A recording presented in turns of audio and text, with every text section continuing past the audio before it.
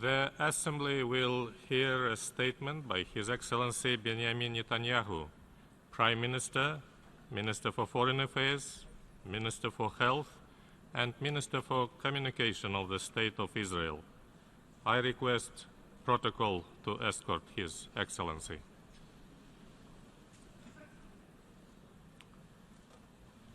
I have great pleasure in welcoming the Prime Minister, Minister for Foreign Affairs, Minister for Health, and Minister for Communication of the State of Israel, His Excellency Benjamin Netanyahu.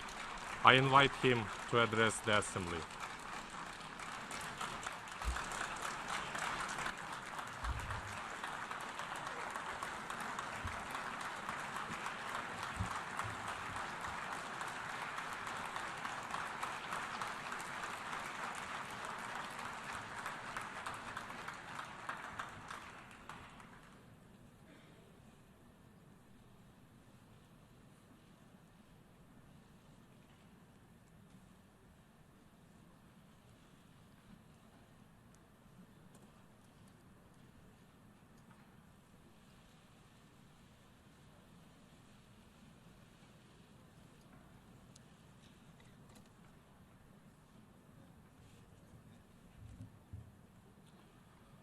Ladies and gentlemen, I bring you greetings from Jerusalem, the city in which the Jewish people's hopes and prayers for peace for all of humanity have echoed throughout the ages. 31 years ago, as Israel's ambassador to the United Nations, I stood at this podium for the first time. I spoke that day against a resolution sponsored by Iran to expel Israel from the United Nations. Then as now, the UN was obsessively hostile towards Israel, the one true democracy in the Middle East. Then as now, some sought to deny the one and only Jewish state a place among the nations. I ended that first speech by saying, "Gentlemen, check your fanaticism at the door." More than 3 decades later, as the Prime Minister of Israel, I'm again privileged to speak from this podium. And for me, that privilege has always come with a moral responsibility to speak the truth. So after 3 days of listening to world leaders praise the nuclear deal with Iran, I begin my speech today by saying, ladies and gentlemen, check your enthusiasm at the door. You see, this deal doesn't make peace more likely. By fueling Iran's aggressions with billions of dollars in sanctions relief, it makes war more likely. Just look at what Iran has done in the last 6 months alone, since the framework agreement was announced in Lausanne. Iran boosted its supply of devastating weapons to Syria. Iran sent more soldiers of its Revolutionary Guard into Syria. Iran sent thousands of Afghani and Pakistani Shiite fighters to Syria. Iran did all this to prop up Assad's brutal regime. Iran also shipped tons of weapons and ammunition to the Houthi rebels in Yemen, including another shipment just 2 days ago. Iran threatened to topple Jordan. Iran's proxy, Hezbollah, smuggled into Lebanon SA-22 missiles to down our planes and Yahoun cruise missiles to sink our ships. Iran supplied Hezbollah with precision-guided surface-to-surface missiles and attack drones so it can accurately hit any target in Israel. Iran aided Hamas and Islamic Jihad in building armed drones in Gaza. Iran also made clear its plans to open 2 new terror fronts against Israel, promising to arm Palestinians in the West Bank and sending its Revolutionary Guard generals to the Golan Heights, from which its operatives recently fired rockets on northern Israel. Israel will continue to respond forcefully to any attacks against it from Syria. Israel will continue to act to prevent the transfer of strategic weapons to Hezbollah from and through Syrian territory. Every few weeks, Iran and Hezbollah set up new terror cells in cities throughout the world. 3 such cells were recently uncovered in Kuwait, Jordan, and Cyprus. In May, security forces in Cyprus raided a Hezbollah agent's apartment in the city of Larnaca. There they found 5 tons of ammonium nitrate. That's roughly the same amount of ammonium nitrate that was used to blow up the federal building in Oklahoma City. And that's just in one apartment, in one city, in one country. But Iran is setting up dozens of terror cells like this around the world.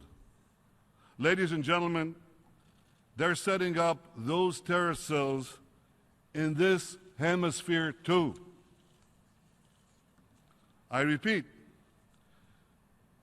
Iran's been doing all of this, everything that I've just described, just in the last 6 months, when it was trying to convince the world to remove the sanctions. Now just imagine what Iran will do after those sanctions are lifted. Unleashed and unmuzzled, Iran will go on the prowl, devouring more and more prey. In the wake of the nuclear deal, Iran is spending billions of dollars on weapons and satellites. You think Iran is doing that to advance peace? You think hundreds of billions of dollars in sanctions relief and fat contracts will turn this rapacious tiger into a kitten? If you do, you should think again. In 2013, President Rouhani began his so-called charm offensive here at the UN. 2 years later, Iran is executing more political prisoners, escalating its regional aggression, and rapidly expanding its global terror network. You know, they say actions speak louder than words. But in Iran's case, the words speak as loud as the actions. Just listen to the deputy commander of Iran's Revolutionary Guard Quds Force. Here's what he said in February, quote, "The Islamic Revolution is not limited by geographic borders." He boasted that Afghanistan, Iraq, Lebanon, Syria, Palestine, and Yemen are among the countries being, quote, "conquered by the Islamic Republic of Iran," end quote. Conquered. And for those of you who believe that the deal in Vienna will bring a change in Iran's policy, just listen to what Iran's supreme leader, Ayatollah Khamenei, said 5 days after the nuclear deal was reached. Quote, "Our policies towards the arrogant government of the United States will not change. The United States," he vowed, "will continue to be Iran's enemy." While giving the mullahs more money is likely to fuel more repression inside Iran, it will definitely fuel more aggression outside Iran. As the leader of a country defending itself every day against Iran's growing aggression, I wish I could take comfort in the claim that this deal blocks Iran's path to nuclear weapons. But I can't, because it doesn't. This deal does place several constraints on Iran's nuclear program, and rightly so, because the international community recognizes that Iran is so dangerous. But you see, here's the catch. Under this deal, if Iran doesn't change its behavior, in fact, if it becomes even more dangerous in the years to come, the most important constraints will still be automatically lifted by year 10 and by year 15.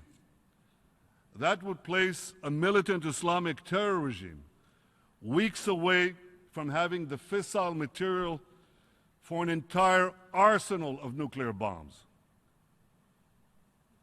That just doesn't make any sense. I've said that if Iran wants to be treated like a normal country, let it act like a normal country. But this deal will treat Iran like a normal country even if it remains a dark theocracy that conquers its neighbors, sponsors terrorism worldwide, and chants death to Israel, death to America. Does anyone seriously believe that flooding a radical theocracy with weapons and cash will curb its appetite for aggression? Do any of you really believe that a theocratic Iran with sharper claws and sharper fangs will be more likely to change its stripes? So here's a general rule that I've learned, and you must have learned in your lifetime. When bad behavior is rewarded, it only gets worse.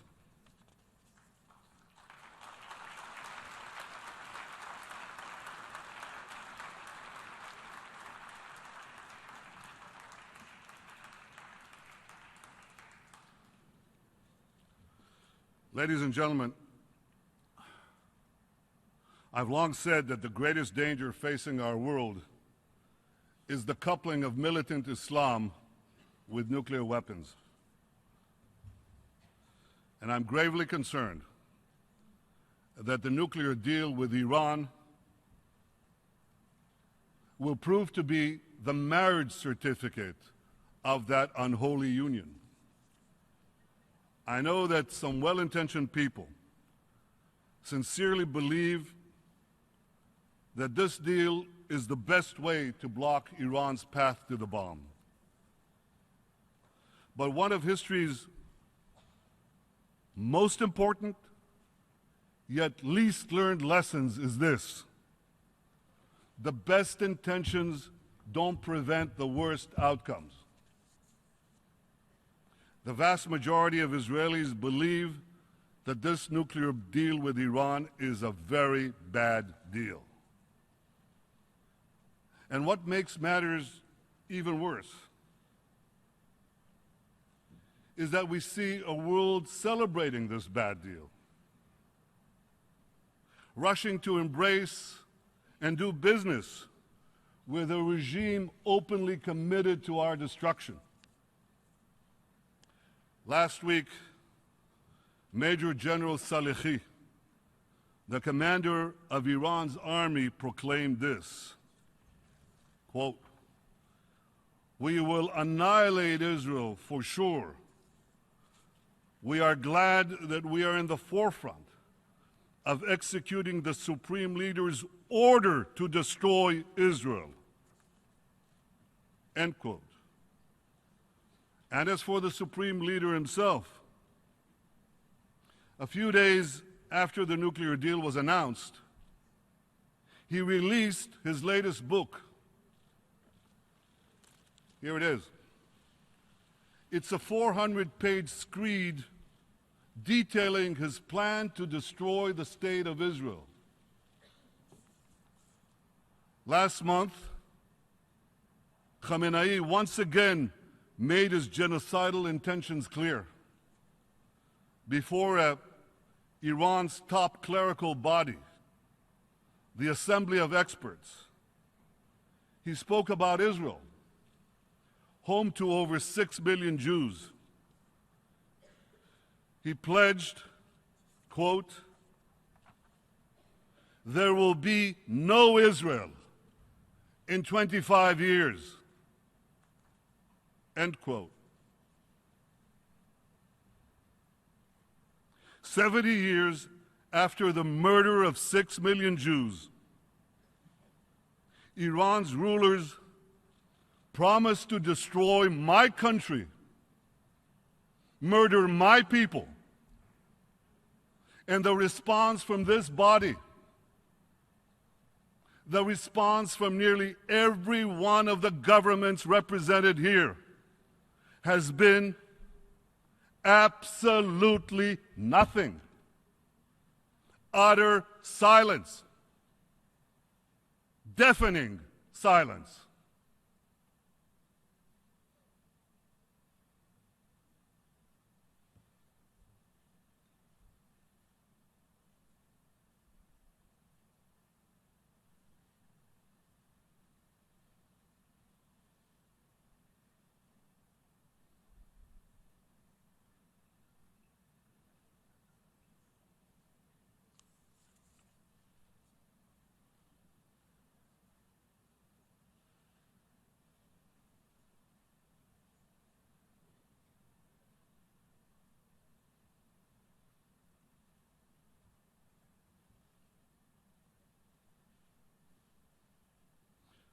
Perhaps you can now understand why Israel is not joining you in celebrating this deal.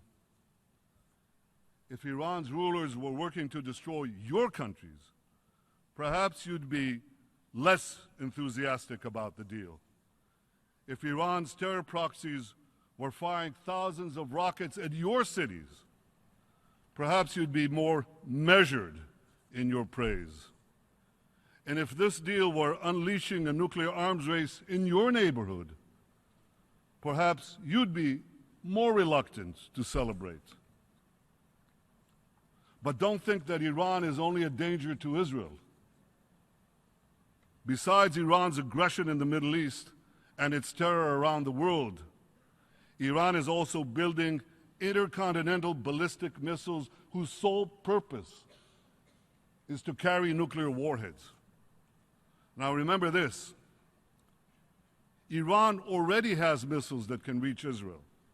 So those intercontinental ballistic missiles that Iran is building, they're not meant for us. They're meant for you, for Europe, for America, for raining down mass destruction anytime, anywhere. Ladies and gentlemen, it's not easy to oppose something that is embraced by the greatest powers in the world. Believe me, it would be far easier to remain silent. But throughout our history, the Jewish people have learned the heavy price of silence. And as the Prime Minister of the Jewish state, as someone who knows that history, I refuse to be silent.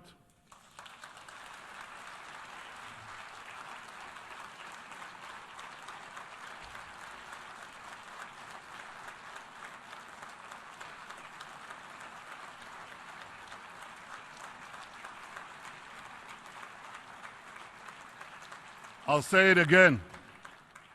The days when the Jewish people remained passive in the face of genocidal enemies, those days are over.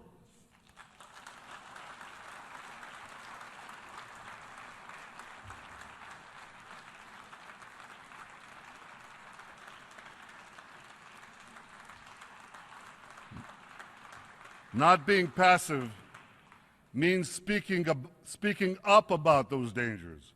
We have, we are, we will. Not being passive also means defending ourselves against those dangers. We have, we are, and we will.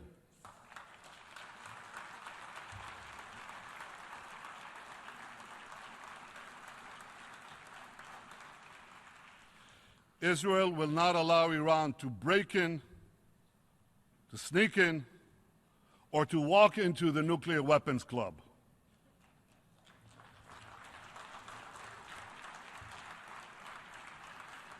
I know that preventing Iran from developing nuclear weapons remains the official policy of the international community.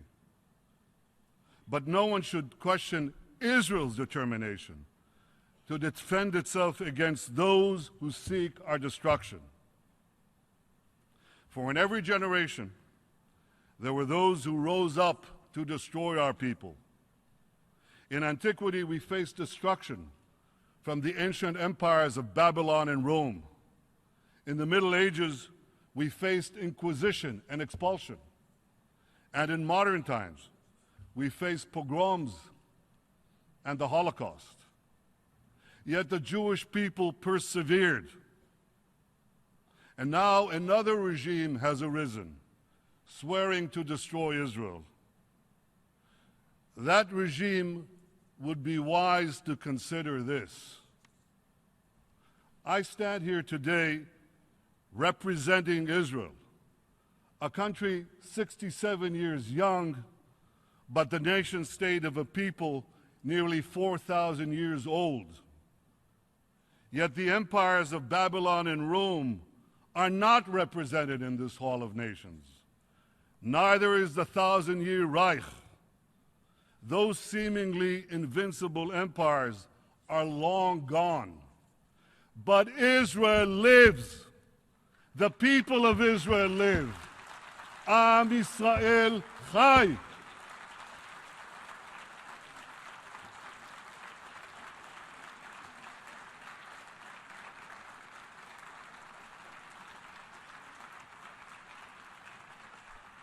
The rebirth of Israel is a testament to the indomitable spirit of my people. For 100 generations, the Jewish people dreamed of returning to the land of Israel.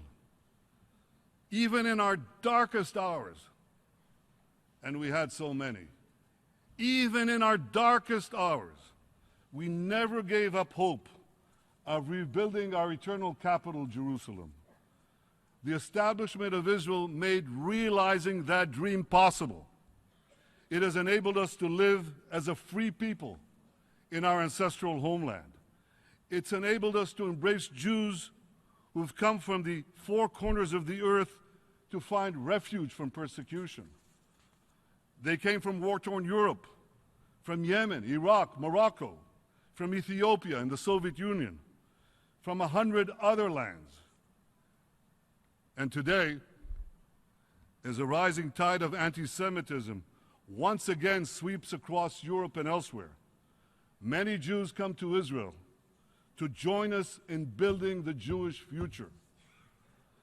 So here's my message to the rulers of Iran. Your plan to destroy Israel will fail.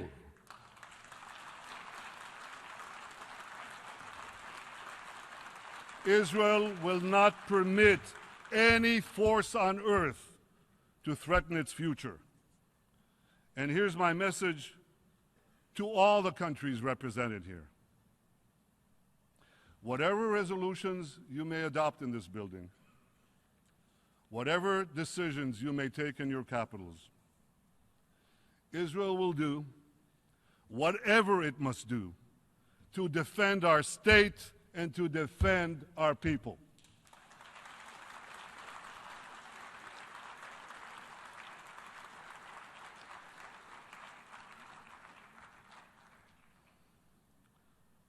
Distinguished delegates,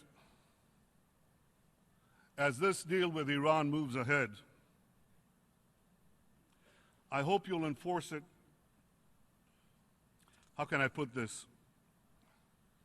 with a little more rigor than you showed with the 6 Security Council resolutions that Iran has systematically violated and which now have been effectively discarded. Make sure that the inspectors actually inspect. Make sure that the snapback sanctions actually snap back. And make sure that Iran's violations aren't swept under the Persian rug.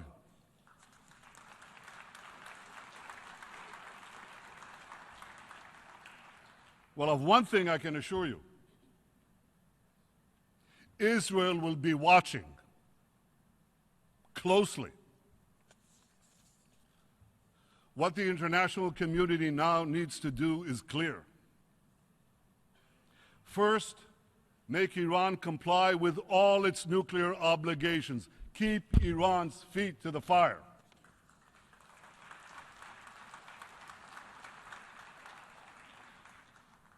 Second, check Iran's regional aggression. Support and strengthen those fighting Iran's aggression, beginning with Israel.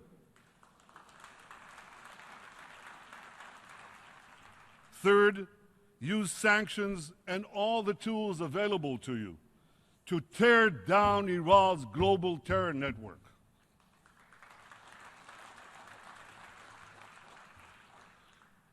Ladies and gentlemen, Israel is working closely with our Arab peace partners to address our common security challenges from Iran and also the security challenges from ISIS and from others. We're also working with other states in the Middle East,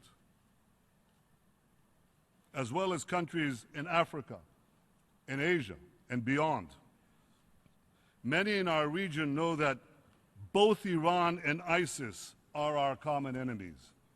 And when your enemies fight each other, don't strengthen either one, weaken both.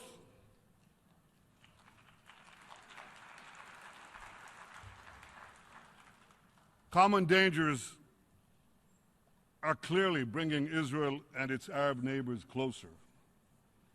And as we work together to thwart those dangers, I hope we'll build lasting partnerships for security, for prosperity, and for peace.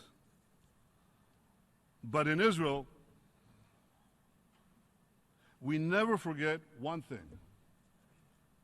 We never forget that the most important partner that Israel has always been and will always be the United States of America.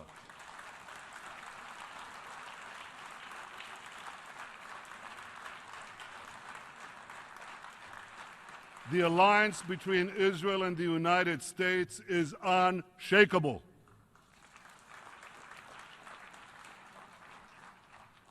President Obama and I agree on the need to keep arms out of the hands of Iran terror proxies. We agree on the need to stop Iran from destabilizing countries throughout the Middle East. Israel deeply appreciates President Obama's willingness to bolster our security, help Israel maintain its qualitative military edge, and help Israel confront the enormous challenges we face. Israel is grateful that this sentiment is widely shared by the American people and its representative in Congress, by both those who supported the deal and by those who opposed it.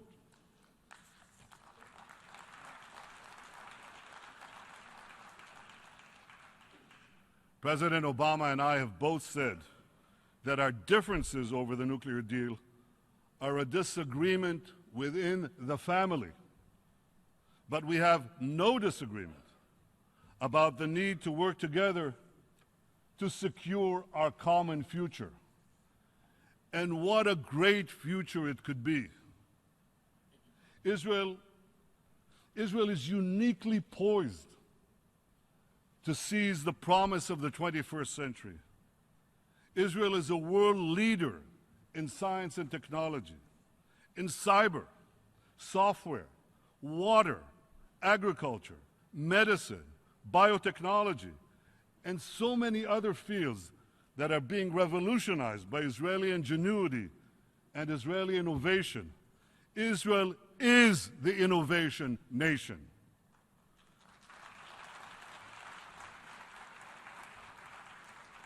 Israeli know-how is everywhere. It's in your computer's microprocessors and flash drives. It's in your smartphones when you send instant messages and navigate your cars. It's on your farms when you drip irrigate your crops and keep your grains and produce fresh. It's in your universities when you study Nobel Prize-winning discoveries in chemistry and economics. It's in your medicine cabinets when you use drugs to treat Parkinson's disease and multiple sclerosis. It's even on your plate when you eat the delicious cherry tomato. That too was perfected in Israel, in case you didn't know. We are so proud in Israel of the long strides our country has made in such a short time. We're so proud that our small country is making such a huge contribution to the entire world. Yet the dreams of our people, enshrined for eternity by the great prophets of the Bible, those dreams will be fully realized only when there is peace. As the Middle East descends into chaos, Israel's peace agreements with Egypt and Jordan are two cornerstones of stability. Israel remains committed to achieving peace with the Palestinians as well.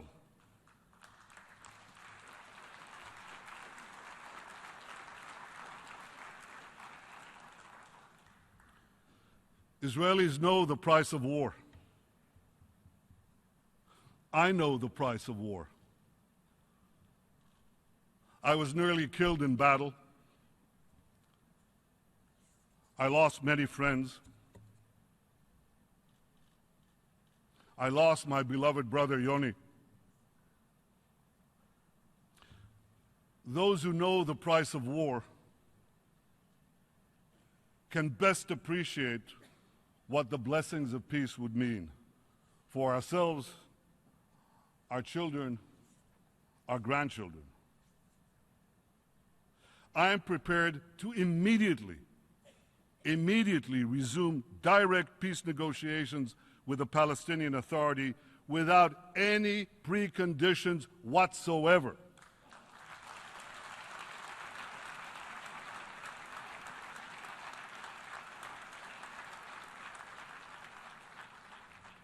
Unfortunately, President Abbas said yesterday that he is not prepared to do this.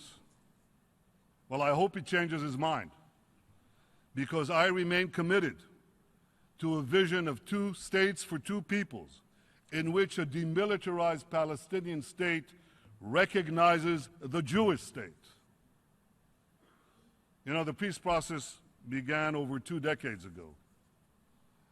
Yet, despite the best efforts of 6 Israeli prime ministers, Rabin, Peres, Barak, Sharon, Omar, and myself, the Palestinians have consistently refused to end the conflict and make a final peace with Israel.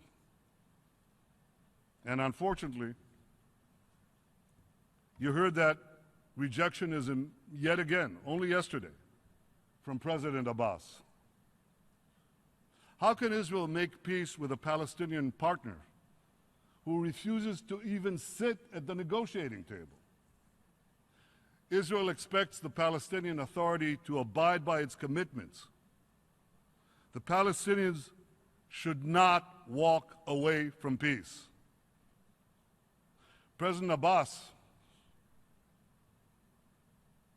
I know it's not easy. I know it's hard.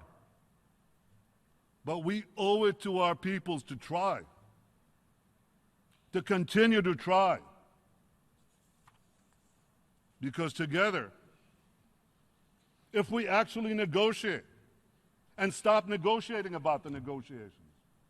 If we actually sit down and try to resolve this conflict between us. Recognize each other. Not use a Palestinian state as a stepping stone for another Islamist dictatorship in the Middle East, but something that will live at peace next to the Jewish state. If we actually do that, we can do remarkable things for our peoples.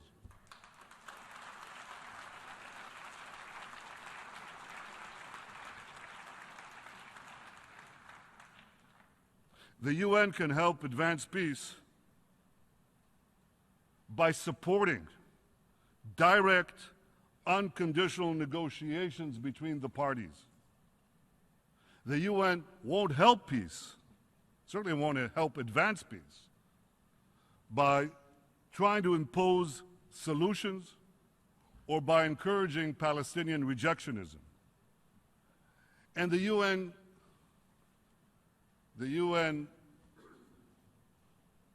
distinguished delegates should do one more thing. The UN should finally rid itself of the obsessive bashing of Israel. Here's just one absurd example of this obsession. In 4 years of horrific violence in Syria, more than 250,000 people have lost their lives. That's more than 10 times the number of Israelis and Palestinians combined who've lost their lives in a century of conflict between us. Yet last year, this assembly adopted 20 resolutions against Israel and just one resolution about the savage slaughter in Syria. Talk about injustice. Talk about disproportionality. 20. Count them. One against Syria. Well, frankly, I'm not surprised. To borrow a line from Yogi Berra, the late, great baseball player and part-time philosopher, when it comes to the annual bashing of Israel at the UN, it's déjà vu all over again.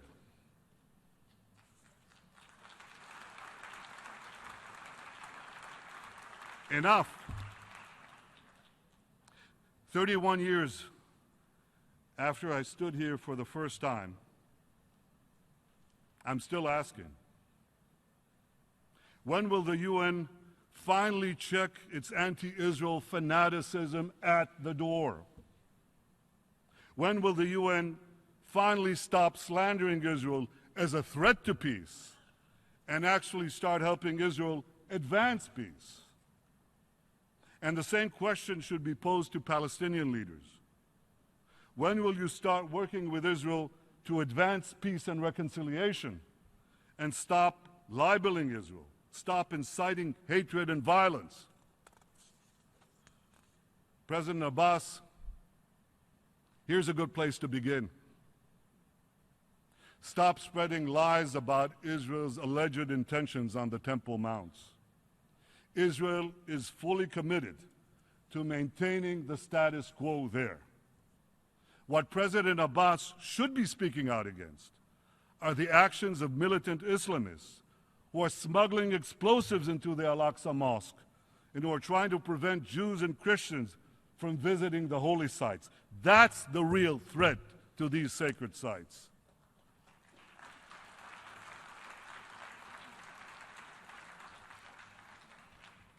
A 1,000 years before the birth of Christianity, more than 1,500 years before the birth of Islam, King David made Jerusalem our capital, and King Solomon built the temple on that mount. Yet Israel will always respect the sacred shrines of all in a region plagued by violence and by unimaginable intolerance, in which Islamic fanatics are destroying the ancient treasures of civilization, Israel stands out as a towering beacon of enlightenment and tolerance. Far from endangering the holy sites, it is Israel that ensures their safety.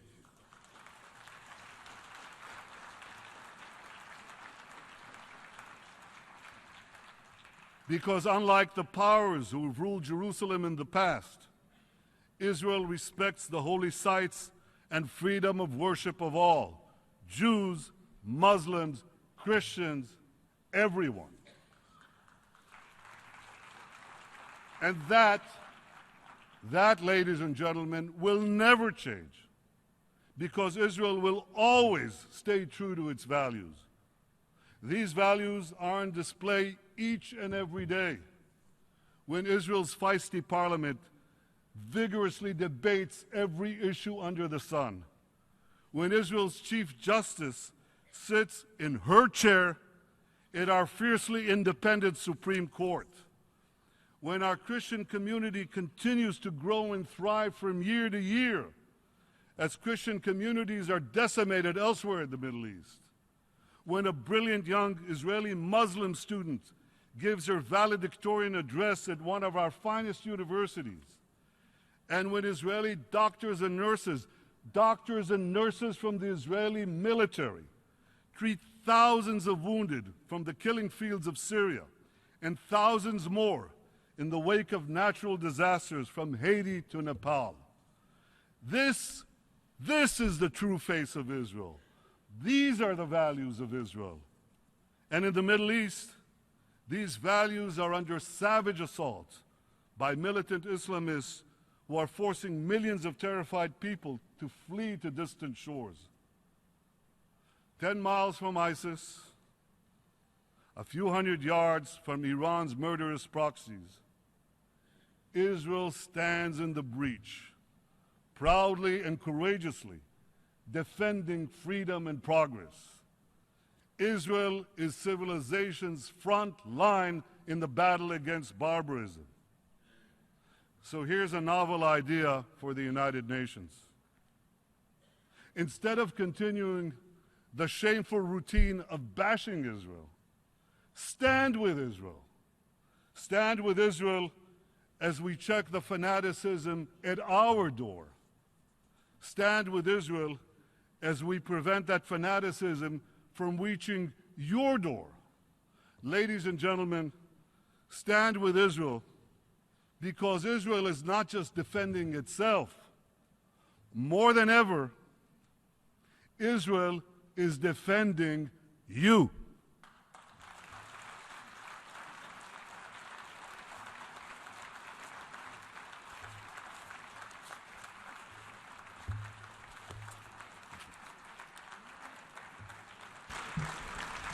On behalf of General Assembly, I wish to thank Prime Minister of the State of Israel for the statement just made, and I request protocol to escort His Excellency.